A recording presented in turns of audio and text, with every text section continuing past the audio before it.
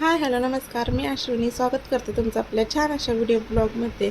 तर आज आहे साईचा वाढदिवस. आजचा दिवस आमच्यासाठी कसा जातो हे तर तुम्हाला पुढे पाहायला मिळणारच आहे. तसेच आम्ही साईचा वाढदिवस कशा पद्धतीने साजरा केला हे सुद्धा तुम्हाला आपल्या व्हिडिओमध्ये पाहायला मिळेल. सो आपला व्हिडिओ स्किप न करता शेवटपर्यंत नक्कीच बघा आणि अजूनपर्यंत आपल्या चॅनेलला सबस्क्राईब केलं नसेल तर नक्कीच सबस्क्राईब करा. या इकडे ना आज फायनल माझी मांडणीची सगळी भांडी घासून झाली होती. पाहुणे वगैरे असं कोण काय येणार नव्हतं, पण भरपूर भांडी घाण झाली ना, त्याच्यामुळे मी ती घासून घेतली. आणि बघा कृष्णाचं कसं छान असं खेळणं चालू आहे. त्यानंतरनं मी लागले ते म्हणजेच स्वयंपाकाला. आता स्वयंपाक करायचा होता ते म्हणजेच साईच्या आवडीचे बटाट्याचे पराठे. पण आपण करायला जातो एक आणि होतं एक, असंच माझं काहीसं झालं होतं.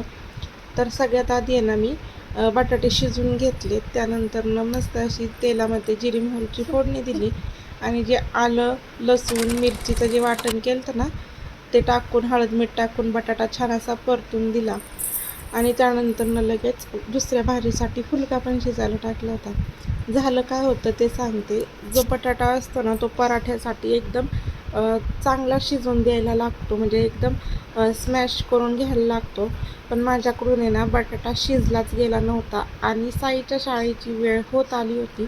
त्याच्यामुळे म्हटलं चला आपल्याला थोडासा त्रास होईल, पण मग मी तसंच ते करून घेतलं.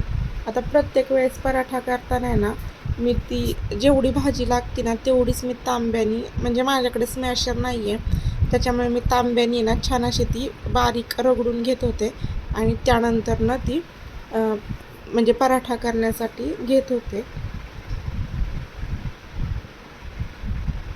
असं कधी म्हणजे जास्त करून होत नाही की साईला वेगळं काहीतरी डब्याला द्यायचं. रोजचंच आपलं जे भाजी चपाती असते ना तीच मी त्याच्यासाठी देत असते आणि तो पण आवडीने खातो.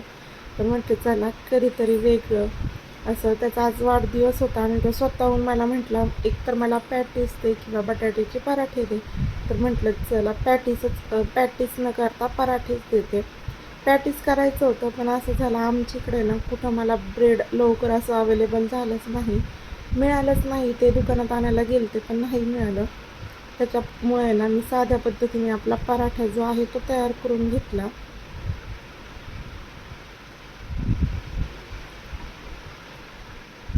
तर या इकडे ना तो शाळेत गेल्यावर सगळी घरातली जी कामं आहेत ना ती आवरून घेतली. आता त्याला शाळेमध्ये द्यायला आहे ना मी म्हणजे 60 मुलं आहेत ना शाळेत, तर त्यांना देण्यासाठी 6 पेन्सिली दिल्या होत्या प्रत्येक मुलांना देण्यासाठी. चॉकलेटसोबत 6 पेन्सिली पण सगळ्यांना दिल्या. आता दुपारी आल्यावर मस्त असं त्यांचं खेळणं चालू होतं. जो बोर्ड आणला ना त्याच्यावर अभ्यास करण्यासाठी दोघांची भांडणं चालू असतात. आता कृष्णाला तर तितकंसं काही कळत नाही, पण दादा काय करतोय काय लिहितोय ना ते त्याला पुसून टाकायचं असतं. आता दुपारी थोडा वेळ टाईम होता म्हणून म्हटलं चला थोडीशी झोप काढावी. पण झोप काढायच्या आधीच माझ्या झोपायच्या आधीच कृष्णाची झोप झाली होती. तो काही झोपला नाही, त्याच्यामुळे त्यांची मस्त अशी मज्जा मस्ती चालू होती. आता 3-4 वाजताचा टाईम झाला होता, त्याच्यामुळे बड्डेसाठी लागणारे जे सामान आहे ना ते आणलं. त्यानंतरनं लगेच चहा पण ठेवला. आता एवढं दूध असून आहे ना आम्हाला काळा चहा प्यावा लागला, का तर आहे ना मांजर आमचं दूध पिऊन गेली होती आणि थोडं जरी मांजरीने तोंड घातलं ना तरी ते दूध टाकूनच द्यावं लागतं. आता साईचा बड्डे होता त्याच्यामुळे त्याला बड्डे केक कापायच्या आधीच गिफ्ट मिळालं होतं. त्याच्या आत्याने त्याच्यासाठी गिफ्ट आणलं होतं. आणि आमच्या इकडे बड्डे म्हटलं जर समजा वार असला खायचा तर मटण होतंच. तर या इकडे ना मी मटण शिजायला टाकून घेत होते. तर आजचा बेत होता तो म्हणजेच बिर्याणीचा आणि मटणाचा. तर म्हटलं चला पटकन असा स्वयंपाक करून घेऊ. तर आता मी मटण शिजायला घातलं होतं आणि मिस्टर जे आहेत ना ते बिर्याणी करणार होते. त्याच्यामुळे म्हटलं आपली जेवढी जेवढी कामं आहेत ना ती पटकन आवरून घेऊ. तर आता मटण जे आहे ना ते गॅसवरच फोडणी दिलं आणि त्यानंतरनं शिजण्यासाठी बाहेर जी आपली शेगडी आहे ना इलेक्ट्रॉनिकची त्याच्यावर नेऊन ठेवलं. तोपर्यंत लगेच भाकरी पण करून घेतल्या. आता भाकरी काही जास्त करायच्या नव्हत्या कारण की बिर्याणी होतीच. त्यानंतरनं लगेच आम्ही मटणाचा जो रस्सा करण्यासाठी वाटण काढत होते. तर मिस्टरांचं तिकडं बिर्याणीसाठी जे चिकन आहे ना ते मॅरिनेट करून ठेवायचं काम चालू होतं. तर ते त्यांच्या पद्धतीने बनवत असतात आणि त्यांचे ना नॉनव्हेजचे सगळेच पदार्थ छान होतात. तर आता कृष्णा बराचसा वेळ बाहेर खेळून आला होता, त्यानंतर ना त्याचा 2 हातपाय वगैरे धुवून त्याचंच आवरायचं होतं. तर आता इकडे ना मस्त अशी मी मटणाची भाजी करून घेतली आणि जो टाईम होता ना बड्डेचा, म्हटलं बड्डे ना आपण उशिराच करू, कारण की कसं सगळा स्वयंपाक वगैरे आवरला आणि लहान मुलं असलं की तसं त्यांचं कसं सगळं वेळेतच असतं त्यांना खायला वगैरे घालणं. तर तोपर्यंत आहे ना साईनी आणि त्याच्या पप्पांनी मस्त असे फुगे फुगून, एवढं काय आम्ही डेकोरेशन केलं नव्हतं, पण आता बड्डे म्हटलं लहान मुलांचं कसं फुगे आणावेच लागतात.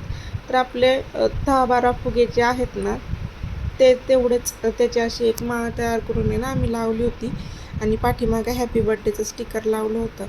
आता बऱ्याचशा ठिकाणी कसं असतं, मुलांचा 5च वर्ष बड्डे करतात, त्याच्यानंतरनं बड्डे करायचा नाही असं बऱ्याचशा ठिकाणी असतं, पण मी नाही.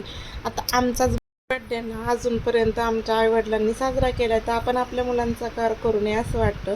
मग सगळी जी जवळपासची ना लहान लहान मुलं आणि बायका बोलवल्या होत्या बड्डेसाठी. तर छान असा त्याच्या पप्पांनी सुद्धा केक आणला होता. सगळ्यांनी त्याला ओवाळून झाल्यानंतर आहे ना केक कटिंग झाला आणि सगळ्यांना मस्त असा भेळ आणि केक जो आहे ना तो दिला. तर आता बघा, हे झाल्यानंतर ना लगेच आम्ही बाहेर जेवणंसुद्धा करून घेतली. तर अशा पद्धतीने आजचा आपला छोटासा व्हिडिओ होता. तुम्हाला जर आपला व्हिडिओ आवडला असेल ना तर नक्कीच आपल्या चॅनेल लाईक करा, शेअर करा आणि हो सबस्क्राईब करायला मात्र विसरू नका. व्हिडिओ पाहिल्याबद्दल धन्यवाद.